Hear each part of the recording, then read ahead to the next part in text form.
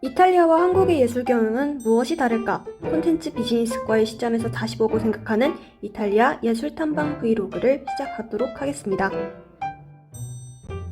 챕터 1. 이태리 챌린지란 무엇일까요? 이태리 챌린지란 추기예술대학교의 대학 혁신 지원 사업 중 하나로 추기예술대학생으로 하여금 해외 탐방을 통해 견문을 넓히고 자기주도적으로 콘텐츠를 제작하는 미션을 수행하며 다양한 분야에서 역량을 증진시키고자 하는 해외 탐방 플러스 과제 수행형 프로젝트입니다. 이번 탐방 미션은 2인 1주로 진행되어 미리 선정한 주제로 여행 중 릴스 2-3편, 브이로그 1편을 제작하는 미션이었습니다. 챕터 2. 저희의 탐방 스케줄은 어떻게 되었을까요? 저희의 여정은 이탈리아 중부, 북부를 한 바퀴 도는 일정 7박 9일로 구성되었습니다. 1일차는 인천에서 로마, 2일차는 피렌체, 3일차는 친테케레, 4일차는 밀라노, 5일차는 베니스, 6일차는 오르비에토, 7일차는 로마, 8일차는 로마에서 인천으로 돌아오는 스케줄이었습니다.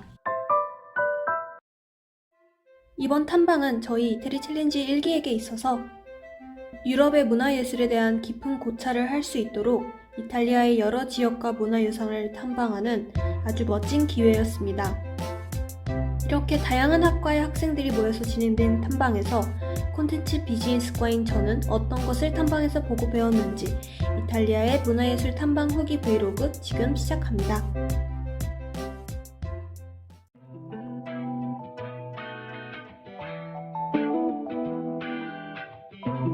저희는 로마행 비행기에서 내린 후 곧장 피렌체로 향했습니다. 아름다운 주황색 돔의 피렌체 두오모를 중심으로 둔 두오모 광장은 오랜 전통을 가진 작은 가게들로 둘러싸여 있습니다. 이탈리아 피렌체가 세계에서 가장 아름다운 예술의 도시로 손꼽히게 된 것의 중심에는 메디치 가문이 있습니다. 메디치 가문은 대를 이어가며 미켈란젤로, 브루넬스키, 보티첼리, 레오나르도 다빈치, 도나텔로, 갈릴레오 갈릴레이 등 탁월한 인재들을 후원했죠. 이들은 당대 최고의 예술가, 건축가, 지성인들로 어두웠던 중세를 떨쳐버리고 르네상스를 이룩합니다. 13세기 해양 도시국가 강국이었던 피렌체는 죽은 도시국가를 견제하는 수단으로 세상에서 가장 큰 대성당을 짓겠다고 나섰습니다. 하지만 당시의 기술력으로는 성당 위에 돔을 완성시킬 수 없었고 이후 70년을 동없이 방치되던 성당은 필리포 브루넬리스키가 1420년에 공사를 시작해 1436년에 돔을 완성하기에 이릅니다. 후세의 천재예술가가 선대예술가들의 수건을 이룬 것입니다. 피렌체 관광에서 가장 흥미로웠던 점은 이런 아름다운 건축물을 제작한 예술가들의 일화가 도시 스토리텔링의 하나의 스토리가 되었다는 점이었습니다. 방에서부터 유래된 염색산업과 가죽산업의 장인의 역사가 이어져서 만들어졌다는 피렌체 중앙시장의 이야기는 왕빛 피렌체의 아름다운 풍경에 더해져 도시의 매력을 배로 만들었습니다. 과거의 문화유산에 역사가 살아 숨쉬는 스토리텔링을 더한 도시 디자인이 어떻게 도시를 더 아름답게 만들 수 있는지 피렌체는 도시 디자인 경향을 잘 보여준 사례라는 생각이 들었습니다.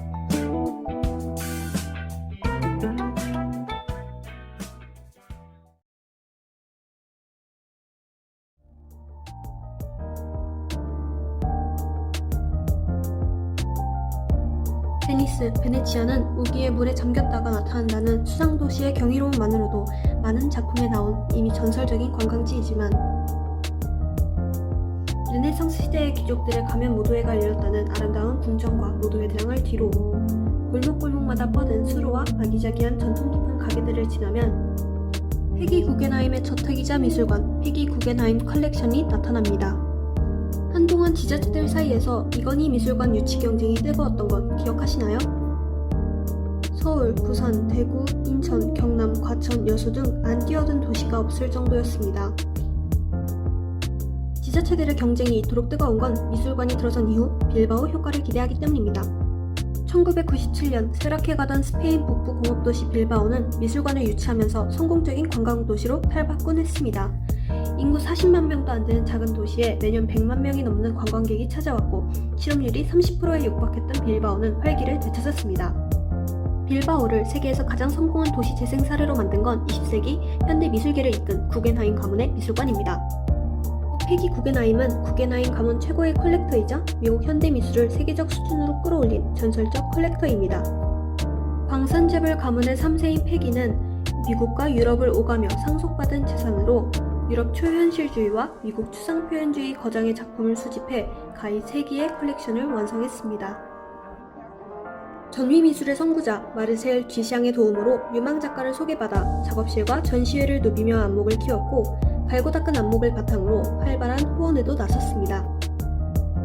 특히 그녀의 업적으로는 액션 페인팅의 창시자 잭슨 폴록을 발굴하고 후원했다는 점에서 높이 평가됩니다.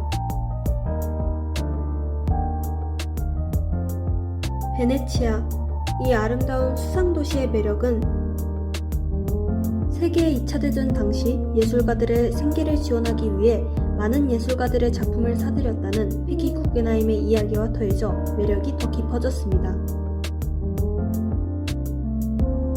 페기는 예술을 돈벌이로 생각하지 않았습니다.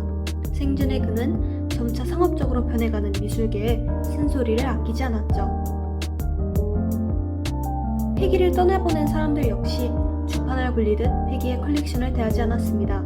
고인의 뜻대로 그녀의 자택 베네치아에 박물관을 열었을 뿐입니다. 결국 이건희 미술관은 서울에 설립되게 된다 합니다. 예술은 지역 사회를 바꿀 힘이 있을까요? 그렇다면 그 힘은 어떻게 쓰여져야 할까요?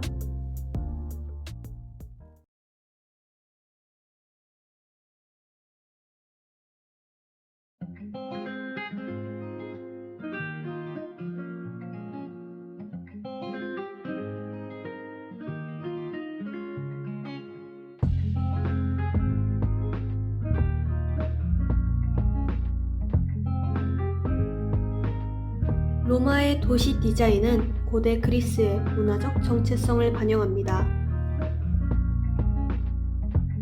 오랜 역사적 건축물과 예술작품은 로마의 과거와 현재를 연결하며 관광객들에게 로마의 독특한 문화적 경험을 제공하죠.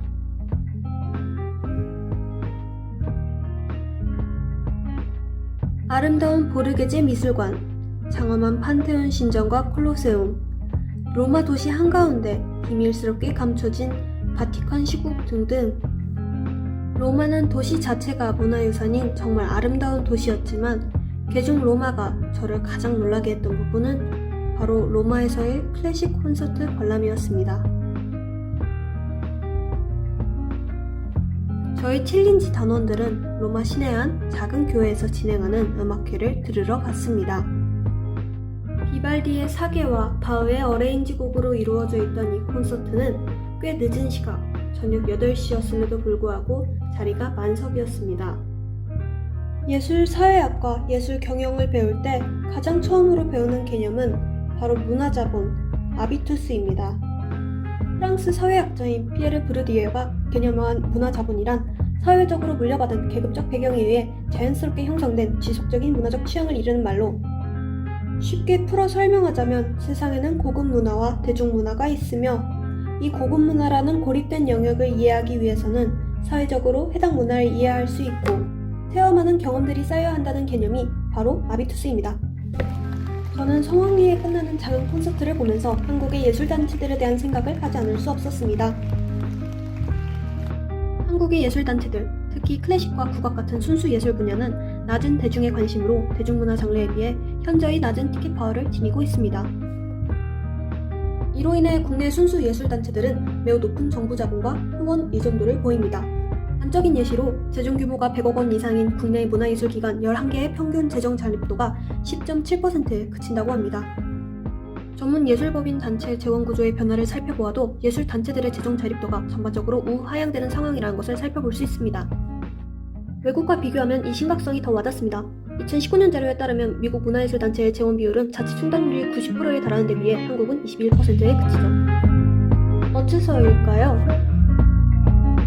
기업의 경우에는 재원이 자체적으로 순환하는 구조를 가지고 있지만 예술단체의 경우엔 이렇게 단절이 일어나기 때문에 자본이 유입되어도 꾸준한 순환으로 이어지지 못하는 구조를 지니게 됩니다.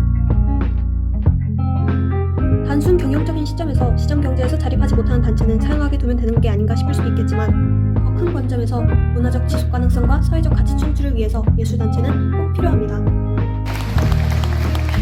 늦은 밤, 작은 교회에서의 음악회가 시민들에게 뜨거운 박수를 받으며 사랑받는 모습을 보며 클래식을 사랑하는 시민사회와 그것이 가능하게 하는 문화적 토대, 그들의 문화자본에 대한 깊은 생각을 하게 되면서 우리나라의 예술가들은 어떨까? 대한민국의 순수 예술계가 시민사회에게 더 관심받고 예술가들이 더 좋은 환경에서 더 마음껏 재능을 펼칠 수 있게 하기 위해선 무엇이 필요할지에 대해 고민하게 된 정말 좋은 기회였습니다.